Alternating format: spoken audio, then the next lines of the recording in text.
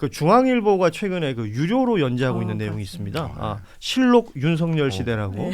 이거 이제 로그인하고 유료로 결제해서 보시는 분들이 많던데. 결정적일 때 딱 자르더라고요. 네, 충격적인 말이 나왔다까지 읽었어요. 제가. 거기가 무료 버전까지. 코디로 이제 유료를 봐야 되는 건데 오늘 나온 기사의 제목이 용산 이전 겨우 막았는데 도사들이 점점점 어느 윤핵관의 절규. 제목이 이래요. 네, 이 기자분들 애를 많이 쓰시네요. 자, 이게 그 대통령실 이전 이 과정에 있어서 사실은 이전한다는 얘기가 나왔을 때 정치권에 있는 사람들이나 뭐 이런 사람들은 여론을 생각해야 되니까 이 부정적인 입장이 강하다, 반대 의견을 계속해서 냈는데 갑자기 이제 용산 이전 뉴스가 나오더라는 겁니다. 그래서 이제 윤핵관들 일부 중에서도 놀란 사람들도 있고 했다. 김용현과 당시 경호처장이었죠. 김용현과 도사들이 끼어들면서 결국 용산 이전으로 결론이 났다. 그러니까 김용현이 생각해 보시면 경호처장 되기 전에 관저를 그러니까 대통령실을 이전하는 거 TF의 단장이었어요. 그렇죠. 예. 그러니까 그 김용현과 도사들이 이전을 확인을 하고 결론을 내버렸다. 그리고 말 중에 이런 게 재밌더라고. 건진 말고도 무슨 교수라는 도사가 하나 더 있었다. 이게 아마 얼굴 박사 얘기하는 것 같아요. 네, 교수. 예, 박재곤이라는 교수를 얘기하는 것 같은데. 도사들. 말이 됩니까 이게? 왜냐하면 여기 보면 그런 거예요. 용산 안 된다고 해서 이렇게 뭉탱이 그 브리핑 자료를 갖고 갔다는 거에 해당 의원이. 그런데 내가 알아봤더니 못 써, 용산 안 되겠더라고 했는데 다음 날 그 발표를 해서 이거 기자들이 뭐야 이거 자막 뉴스를 하는데 용산 전격 이전 대통령 발표 이래서 이거 취재를 잘못하고 있네라고 하는데 진짜 발표를 해서 깜짝 놀랐다는 거거든요. 예. 얼마나 졸속인지, 얼마나 내부 논의조차 없었는지. 대선 국면에서 한 번도 용산의 이응도 나오지 않았어요. 광화문이나 뭐 이런 쪽을 아니 뭐 졸속이다 뭐 이런 표현을 하시는데 그러니까 청와대에서 단 하루도 안 있었잖아요. 그게 뭐 명태균 녹취록에 나왔던 내용이잖아요. 그렇죠. 그러니까 조금 그냥 그거하게 얘기하면 이 마법사 길드가 딱 있잖아요. 맞아. 마법사 거긴 길드가 있어. 예. 각각의 영역이 딱 있는 거예요. 장르가 있어요. 자기가 하는 관장하는 영역. 그러면, 전문 영역. 예, 예를 들면 얼굴 박사 백 교수는 이제 이 풍수 지리를 딱 그렇지. 관장하죠. 예. 그 다음에 건진법사 뭘 관장합니까? 인사를 관장하죠. 예. 인사 및 로비. 예, 그 다음에 그 명도사. 공천. 예, 명도사 선거 및 공천을 딱 관리하고 그 다음에 저희가 이제 보도했던 저 감옥 가나요라고 물어봤던 그 명리학 하시는 분 이런 분이 이제 미래학 이런 거를 딱 이 이제 마법사 길드가 사실 초창기에 그 이미지로 봐서는 예. 천공이 압도적이었잖아요. 맞아요. 그렇죠. 거기 외모나 뭐. 버거 보살도 있고. 그러니까 많아요. 그러니까 근데 제가 한 1년 전에 방송에서 이런 얘기하면, 그러니까 12.3 전에 이런 얘기하면 사람들이 너 잡혀간다 그랬어요. 이 정권의 핵심은 마법사 길드다. 그걸 건드리지 마라 함부로. 근데 이렇게. 이게 윤석열이나 김건희 입장에서는 왜 하루도 청와대를 안 들어갔나 그때 우리 다 얘기했던 게 이제 기존 전직 대통령들이 자꾸 구속되고 이러니까 거기 하루라도 있으면 그 기운이 안 좋다. 네. 그래서 천국이 뭐라 그랬어요? 영의 기운이 날아와서 구슬이 딱 하면은 용산으로? 용산이 되는 거야. 뭐 이렇게 했잖아요. 그러니까 이거를 다 뭔가 걸어야 돼. 윤석열은 속은 거야. 이거 처음 아니에요? 천공성대모사. 청공성대모사 진짜 처음 보네.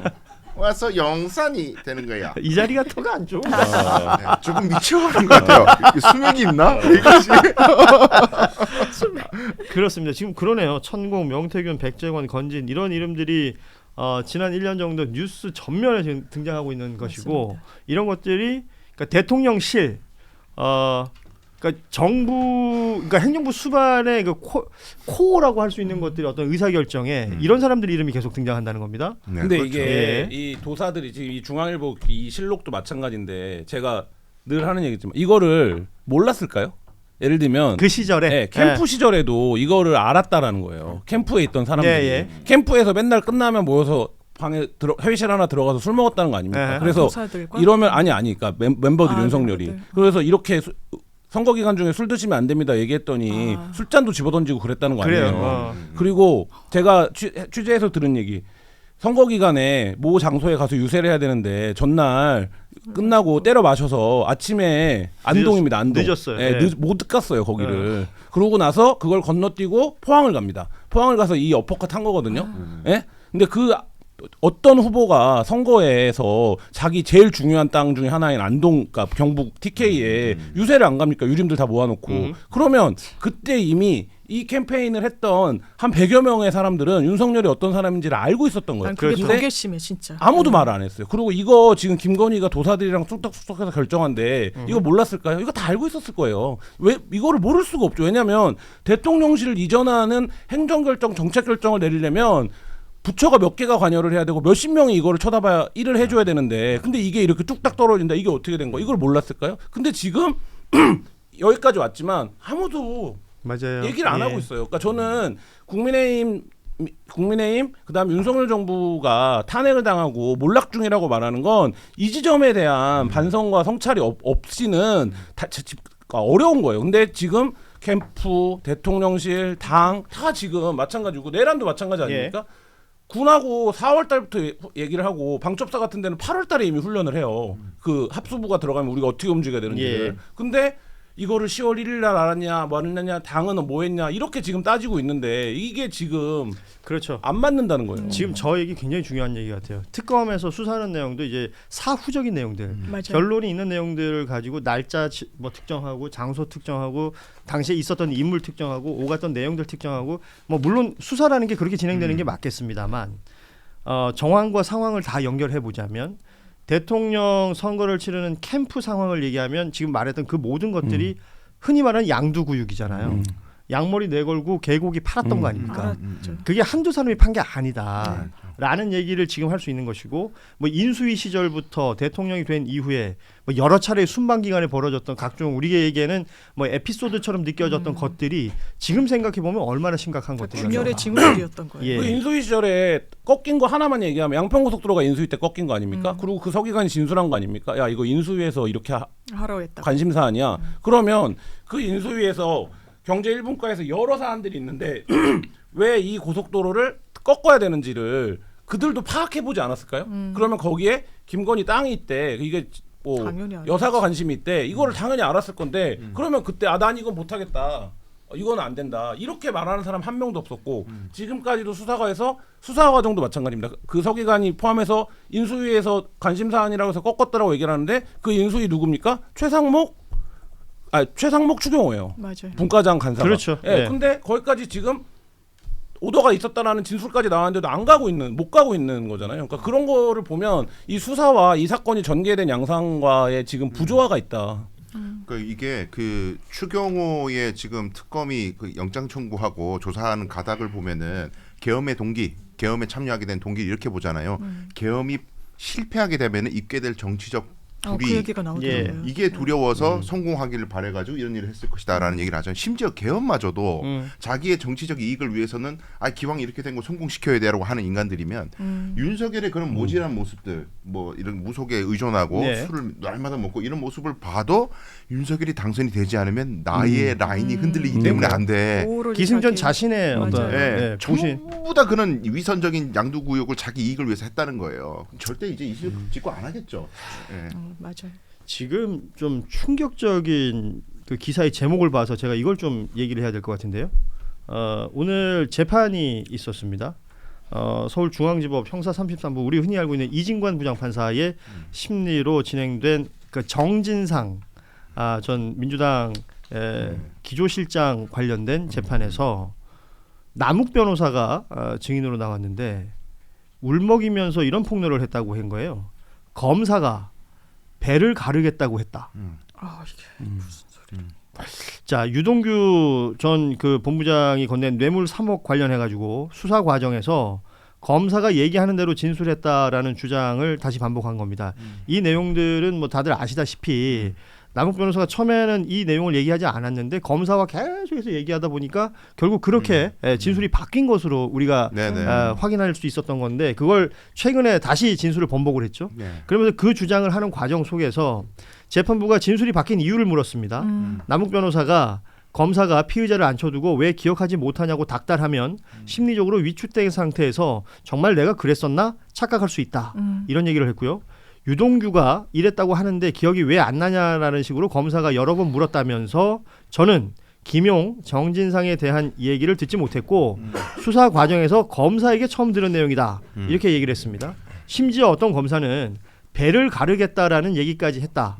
저한테 배를 갈라서 장기를 다 꺼낼 수도 있고 환부만 도려낼 수도 있다라고 했다며 검사들의 수사 방향을 안 따라갈 수 없었다면서 울먹거렸다. 이게 오늘 재판장에서 나왔던 이야기입니다. 네. 나는 거의 검사에 대한 답변이 더 웃겨.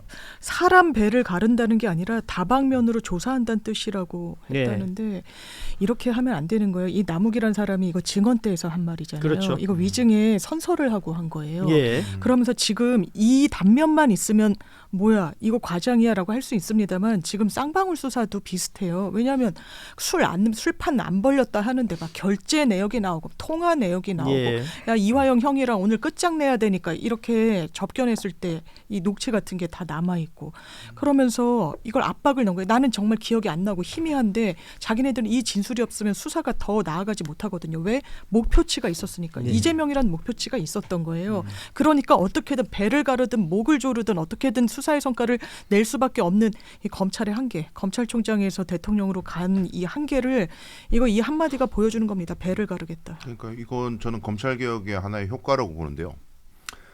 남욱 이 사람이 조사를 받을 때 그 말을 한마디로 야 내가 싹 다 턴다. 요대로 해. 살 길은 여기인데 왜 안 풀어 다 턴다. 네 말고 네 가족들도 턴다. 뭐 이렇게 됐겠죠. 예. 근데 검찰 개혁이 실제로 실행이 돼서 내년이면 검찰청이 이제 없어지니까 그런 분위기 속에서는 그 검찰이라는 조직이 나에 대한 어떤 보복, 내가 증언대에서 어떤 진실을 이야기했을 때 나를 조직적으로 보복할 가능성이 과거에 비해서 현저히 낮아졌다는 생각을 하기 때문에 지금 진실이 나오고 있다고 저는 평가해요. 그러니까 하루라도 빨리 했었어야 됐다. 검찰 개혁은. 그러니까 특수부 수사 관행을 짚지 않을 수 없죠. 그러니까 예를 들면 윤석열이 그 곽종근 전 사령관에게 했던 문답을 검사 윤석열이 피의자 곽종근을 그렇죠. 취조하는 네. 거라고 바꿔서 생각을 해보면 이런 거잖아요. 그날 우리가 소맥 엄청 먹었는데 당신 기억이 안 날 것 같은데 내 생각엔 기억납니다. 이런 말도 있었습니다. 그래 오늘은 그냥 가세요. 그렇게 다음날 그게 또 부릅니다. 차례 반복이 된다는 맞아요. 거죠. 다음날 또 맞아. 불러서 또 얘기해요. 당신 내가 볼 때 그날 우리가 소맥을 너무 먹어서 기억이 안 날 것 같은데 당신은 기억을 못해.